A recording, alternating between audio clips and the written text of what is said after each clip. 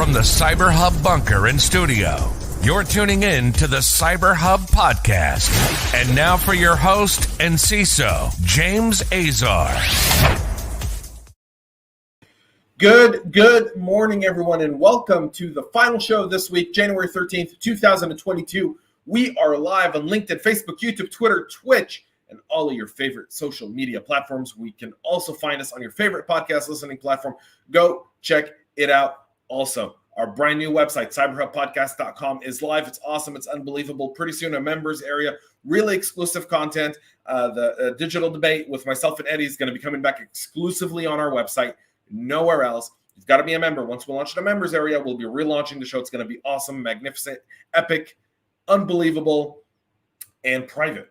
It's the best part of it. All right. So you can go check it out, cyberhubpodcast.com, for all the latest, greatest stuff. A big shout out to KnowBe4 for their support of our show. Without their support, the show would not be possible. So go check them out. You can see more about them in the show notes. All of the stories we're talking about today, everything you could ever want is in the show notes. So go check it out. Without further ado, before we get into today's show, big shout out to Matt Lee, Paul, good morning, Eddie, good morning, Ralph. Yes, this is live, good sir. We are live on this channel when it re-airs on the CyberHub Podcast CISO Talk channel. So it re-airs there at about either between 9:30 to 10 a.m. Every single day after the fact. That's not live there, but I do see the comments, so I do try to address those as they come through.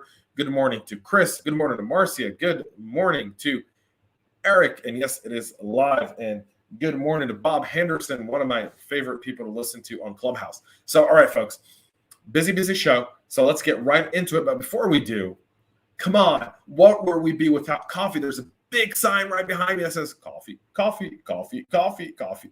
I tried to find an espresso sign, could not find one that I liked. Like, a lot of the espresso signs were like really small, and I'm like, I like my espressos double with foam. It's my style. So, my double espresso, whatever you're drinking this morning, I hope you enjoy it. Thanks to Mr. McQuiggan for coining the term coffee cup cheers, folks. So coffee cup cheers.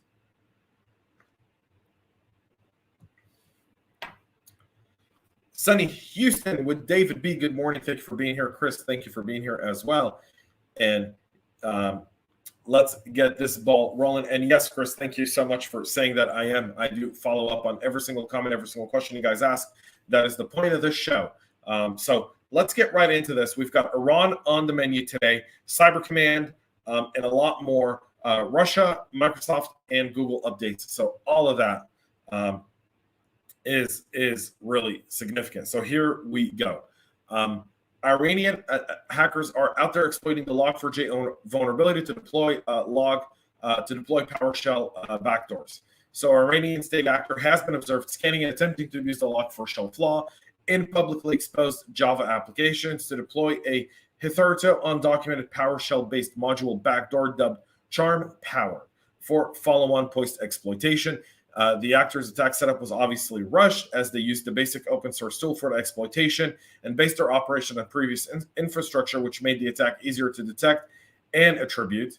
The group this attack is linked to APT35, which is also tracked in one of the many code names. We're going to call them Charming Kittens for this podcast's purposes.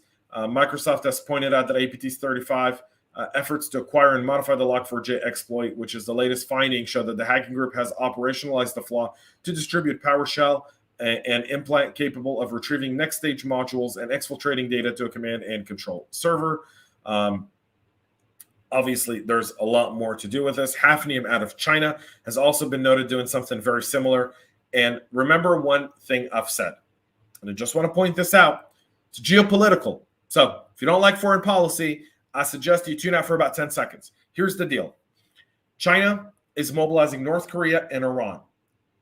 When Soleimani was taken off the battlefield 2 years ago, by then President Trump, the connection between Soleimani and Russia was gone. Soleimani had the best connection to Russia. That's how they were getting trained. In that vacuum, China has stepped in. And now China is using them. So you're starting to see China using its proxies in the cyber battlefield, especially ahead of the Olympics. So keep that in mind. Cyber Command also links Muddywater to Iranian intelligence. Cyber Command on Wednesday made the officially confirmed Muddywater's tie to the Iranian intelligence apparatus, also known as the Quds Force. Cyber Command also says that these include side-loading DLLs in order to trick legitimate programs into running malware and obfuscating PowerShell scripts to hide command and control functions. The agency characterized the hacking efforts as a subordinate element within the Iranian Ministry of Intelligence and Security, also known as MOIS, corroborating earlier reports about the nation-state actor's province. It's also being tracked under the monikers of Static Kitten. We're just going to stick to kittens with Iran, right?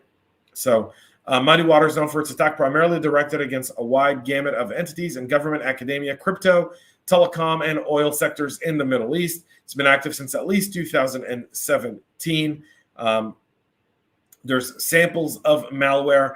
Again, this is coming from Sentinel-1 researchers Amitai Ben Shoshan Ehrlich, who said that while still relying on publicly available offensive security tools, the group has been refining its custom tool set and utilizing new techniques to avoid detection. This new APT, again, targeting academia and so much more. Keep your eyes out for them. That's going to be significant.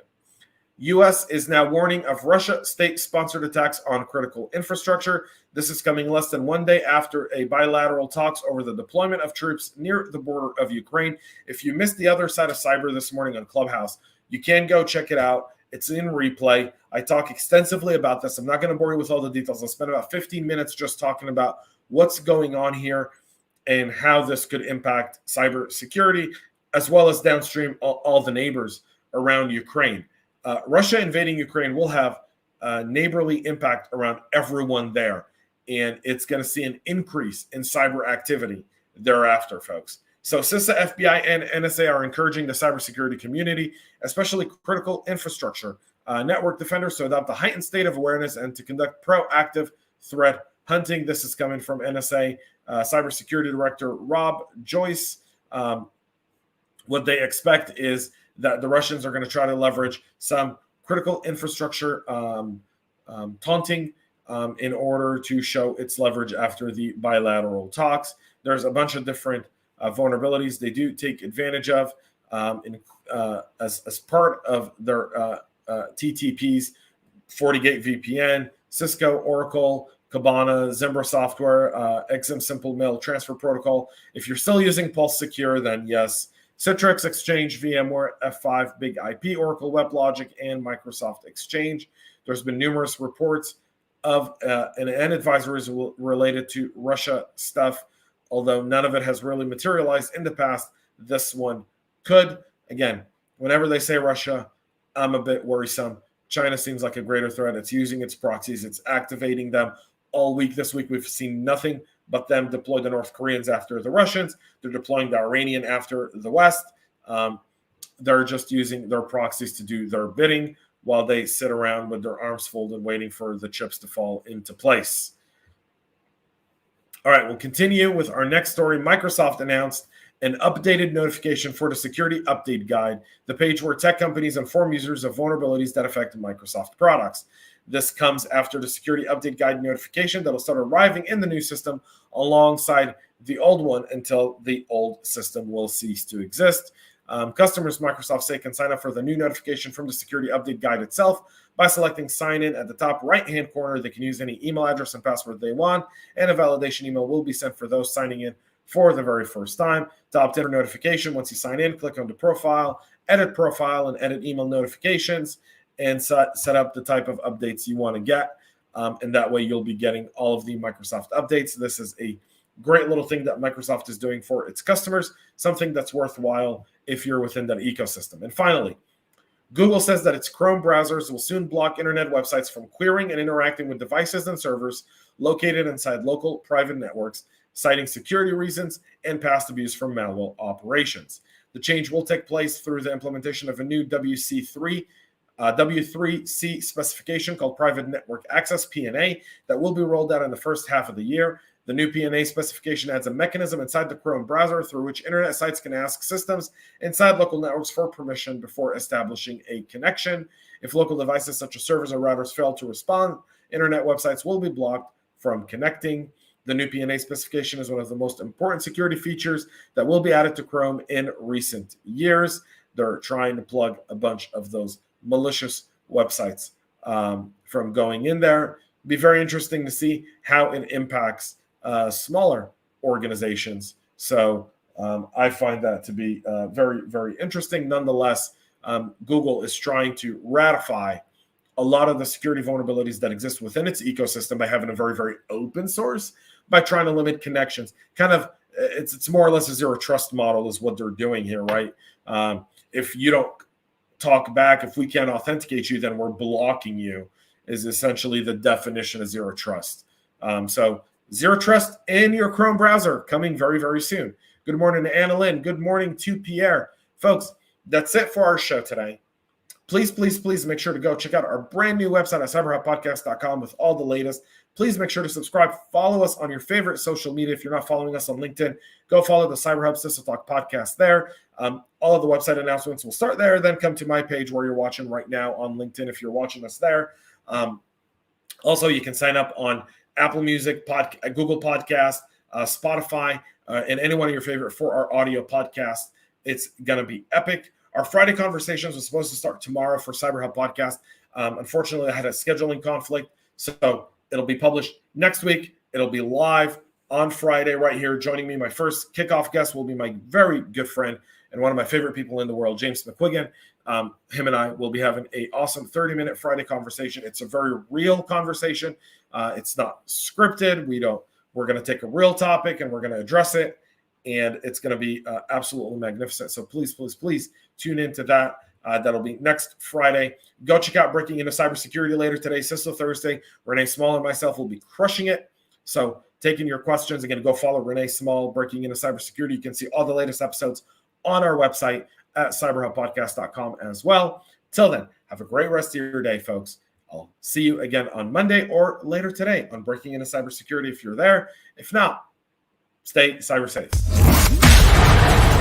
We love feedback, so make sure to connect with us on social media and subscribe to our podcast on your favorite podcast listening platform.